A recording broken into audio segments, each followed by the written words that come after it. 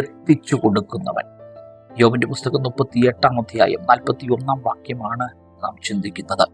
കാക്കക്കുഞ്ഞുങ്ങൾ ഇര കിട്ടാതെ ഉഴന്ന ദൈവത്തോട് നിലവിളിക്കുമ്പോൾ അതിന് തീ എത്തിച്ചു കൊടുക്കുന്നത് ആര്? കരയുന്ന കാക്കക്കുഞ്ഞുങ്ങൾക്ക് അത് നിലവിളിക്കുമ്പോൾ അതതിൻ്റെ ആഹാരം എത്തിച്ചു കൊടുക്കുന്നൊരു ദൈവമുണ്ടെങ്കിൽ, ഈ പ്രഭാതത്തിൽ നിങ്ങൾ ഏത് വിഷയത്തിനാണോ ഈ ദിവസങ്ങളിൽ നിലവിളിക്കുന്നത്, ആ നിലവിളിക്കുന്ന വിഷയത്തിൻ്റെ അകത്ത് ദൈവം ചിലത് നിങ്ങൾക്ക് എത്തിച്ചു തരുന്നു.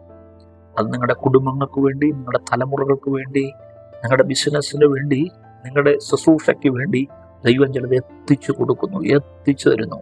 നിങ്ങൾ ചിന്തിക്കും, ഇതങ്ങനെ സംഭവിച്ചു? ഞങ്ങളുടെ ദൃഷ്ടിയിൽ ആശ്ചര്യമായിരിക്കുന്ന ചില ദൈവപ്രവൃത്തികൾ വെളിപ്പെടാൻ പോകുന്നു. കർത്താവേ, ദൈവം ചിലത് എത്തിച്ചു നൽകുന്നതിനായി നന്ദി. അത്ഭുതം ചെയ്യണം യേശുവിൻ നാമത്തിൽ തന്നെ. ആമേൻ. God bless U.